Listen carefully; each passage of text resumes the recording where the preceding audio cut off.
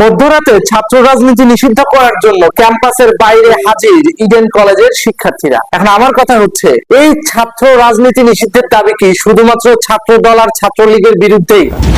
হ্যাঁ, সেটাই তো দেখা যাচ্ছে। কারণ যখনই ক্যাম্পাস রাজনীতির প্রশ্নটা আসে, শিবিরের বিষয়টা কেউ মাথায় আনে না। শিবির কি গুপ্ত রাজনীতি করতেছে না?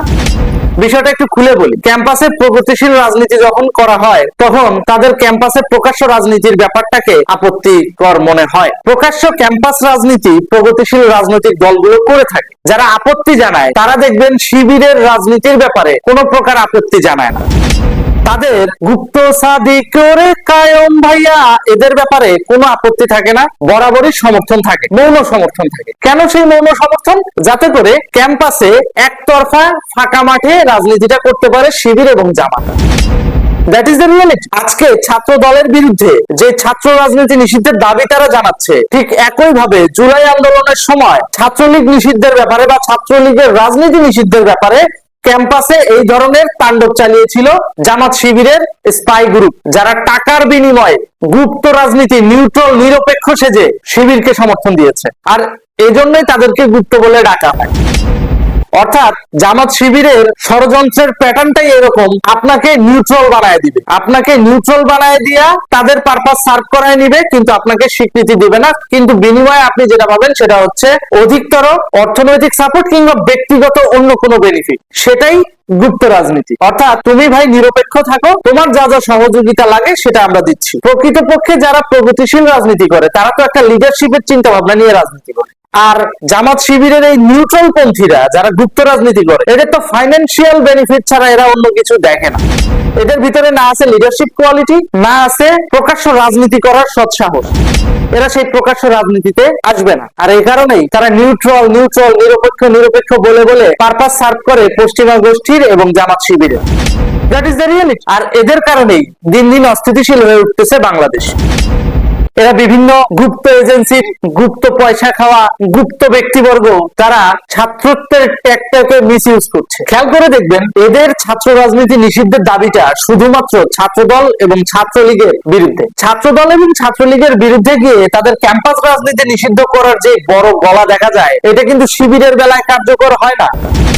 তাদেরকে যদি বলা হয় তোমাদের গুপ্ত পুরুষ ওরে সাদিক মিয়া তার ক্যাম্পাসে রাজনীতি করা নিষিদ্ধ, এই স্লোগানটা দাও দেখি, তাদের দেখবেন আপত্তি তৈরি হবে। এটাই বাস্তবতা। তারা মুখে মুখে বলবে ছাত্র রাজনীতি চাই না, কিন্তু বাস্তবায়ন করবে শিবিরের পকেট রাজনীতি। জুলাই আন্দোলনের সময় আমরা এটা স্পষ্টভাবে খেয়াল করেছি, ছাত্রলীগকে নিষিদ্ধ করার ব্যাপারে তাদের অবস্থান ছিল স্ট্রং, এবং ছাত্রলীগের রাজনীতি ক্যাম্পাসে নিষিদ্ধ করার ব্যাপারে অনেক আসমান কাঁপানো সুশীল সমাজরাও সরব হয়েছিল। পরে আমরা কি দেখতে পেলাম? ঢাকা বিশ্ববিদ্যালয় কর্তৃপক্ষ রীতিমতো প্রজ্ঞাপন জারি করে ছাত্র রাজনীতি ক্যাম্পাসে নিষিদ্ধ করলেন। তাহলে শেখ হাসিনা সরকার ক্ষমতাচ্যুত হওয়ার পর তো ক্যাম্পাস নিরপেক্ষ থাকার কথা, তাই না? ক্যাম্পাস তো নিরপেক্ষ ছিল না। ক্যাম্পাসে আমরা ওপেনলি দেখলাম কি, ডাকসুতে জয়লাভ করলো শিবিরের প্যানেল। ঢাকা বিশ্ববিদ্যালয়ে ওপেনলি রাজনীতি করতেছে ছাত্রদল। ও আপত্তি শুধু ছাত্রলীগের বেলায়। এখন যখন এরাই লাগালাগি শুরু করলো, তো এখন ছাত্র দলকেও ছাত্রলীগের পথে বিসর্জন দিচ্ছে জামাত।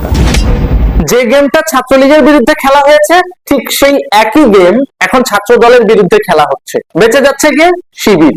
শিবিরের ব্যাপারে কখনো বলে না যে ক্যাম্পাসে শিবিরের রাজনীতি চলবে না, ক্যাম্পাসে ছাত্র রাজনীতি চলবে না, এগুলো বলে না। ছাত্র ইউনিয়নের বেলায় সমস্যা, ছাত্র দলের বেলায় সমস্যা, ছাত্র লীগের বেলায় সমস্যা। খেয়াল করে দেখবেন, প্রগতিশীল মুক্তিযুদ্ধপন্থীদের ক্ষেত্রে এদের বেশি সমস্যা কাজ করে। তো প্রগতিশীল মুক্তিযুদ্ধপন্থীদের ক্ষেত্রে যদি তাদের এতই সমস্যা কাজ করে, তাহলে তারা কেন রাজাকারদের রাজনীতি ক্যাম্পাসে নিষিদ্ধ করছে না? ছাত্র রাজনীতি নিষিদ্ধ হলে তো সার্বজনীন ভাবে সবার জন্য নিষিদ্ধ হওয়া উচিত। তাহলে শিবির থাকবে, ছাত্র দল, ছাত্রলীগ, ছাত্র ইউনিয়ন থাকবে না। এটা কি ধরনের আচরণ বা এটা কি ধরনের নিয়ম?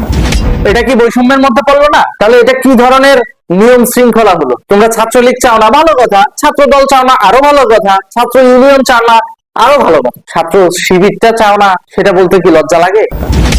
সার্বজনীন ভাবে সকল রাজনীতি বন্ধ হওয়া উচিত ক্যাম্পাসে। প্রগতিশীল ছাত্র রাজনীতিবিদদেরকে টার্গেট করে করে বলবা যে এদের কারণে ক্যাম্পাস অস্থিতিশীল হচ্ছে, আমরা ক্যাম্পাসে কোনো প্রকার রাজনীতি চাই না, আবার তলে তলে গুপ্ত রাজনীতি করে জামাত শিবিরের রাস্তা খুলে দিবা, এগুলো চলবে।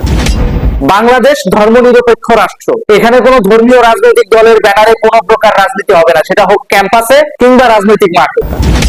হবে না। ধর্ম নিয়ে কোনো প্রকার রাজনীতি চলবে না। বাংলাদেশে থাকবে ধর্মনিরপেক্ষ সেকুলারিজমের রাজনীতি, এর বাইরে কোনো কিন্তু কিন্তু নাই। এখন সেটা আওয়ামী লীগ হোক, বিএনপি হোক, জাতীয় পার্টি হোক, ছাত্র ইউনিয়ন হোক, তাদেরকে সেকুলার হতে হবে। কোনো প্রকার ধর্মীয় রাজনীতি চলবে না। আর ইডেন কলেজ, ঢাকা বিশ্ববিদ্যালয়কে উচ্চ মার্গীয় মাদ্রাসা বানানো থেকে বের করে নিয়ে আসতে হবে। ঢাকা বিশ্ববিদ্যালয় কোনো উচ্চ মার্গীয় মাদ্রাসা নয়, এটা মুক্তিযুদ্ধের সূতিকাগার। তো এখানে সবাই সমান, এখানে হিন্দু আসবে, মুসলিম আসবে, বৌদ্ধ আসবে, খ্রিস্টান আসবে, সবাই এখানে তাদের যে প্রগতিশীলতার চর্চা সেটা করবে। ঢাকা বিশ্ববিদ্যালয়ের ক্যাম্পাস অতীতে কি দেখছি, শাহবাগী শাহবাগী শাহবাগী বলে আদাল্যান্ডটা কাপড় পরিয়া রাজু ভাস্কর্যের সামনে আসছো যে মহিলারা যেমন খুশি তেমন পোশাক পরতে পারবে। তখন তো তোমরা খুব দোষ দিছো আওয়ামী লীগ সরকারের। দেখো দেখো দেখো, আওয়ামী লীগ সরকারের আমলে রাজু ভাস্কর্যে ঢাকা বিশ্ববিদ্যালয়ের পাদদেশে কি নোংরামি শুরু হয়েছে। আদাল্যান্ডটা কাপড় পরে এসে বলতেছে কি যে পুরুষ মানুষ কেন মেয়ে মানুষের দিকে তাকিয়ে থাকবে, আমরা যে কোনো ধরনের পোশাক পরতে রাজি। নারীর পোশাক নিয়ে আলাদা করে কেন এত বেশি মাতামাতি, সেভাবে বাঁচার স্বাধীনতার দাবিতে এখানে দাঁড়িয়েছি। তো তখন তো সবাই ভাবছিল এগুলো মনে হয় আওয়ামী লীগ সরকারের অনুসারী, এগুলো মনে হয় প্রগতিশীল লোক। কিন্তু জুলাই আন্দোলনের পরে আমরা কি দেখতে পেলাম? আমরা দেখতে পেলাম ওই আদাল্যান্ডটা মহিলা এখন জামাতের টিকিট নিয়ে সংসদে সংরক্ষিত মহিলা আসনে এমপিগিরি করতেছে। তো কি বোঝা গেল? তার মানে জামাত এই ন্যারেটিভ গুলো তৈরি করে প্রগতিশীলদেরকে বিতর্কিত করার চেষ্টা করছে। পাবলিককে এটা বুঝাচ্ছে, দেখো দেখো, যারা প্রগতিশীলতার চর্চা করে, সেকুলারিজমের চর্চা করে, তারা নোংরা। তারা পোশাকের স্বাধীনতার নামে আদাল্যান্ডটা কাপড় পরে রাজু ভাস্কর্যে নাচানাচি করে। এতদিন সেকুলারিজম বলতে সাধারণ মানুষকে এটাই বুঝায় আসছে, দেখো দেখো তারা এই ধরনের নোংরামি গুলো করতেছে। তো যদি ওটা সত্যি সেকুলারিজমের নোংরামি হয়ে থাকতো, তাহলে এখন ধর্মভিত্তিক রাজনৈতিক দল জামাতে ইসলামীর টিকিট নিয়ে ওই নোংরা মহিলাগুলা কিভাবে সংসদে যায়, কিভাবে যায়? ভাবুন, ভাবতে শিখুন। ধন্যবাদ।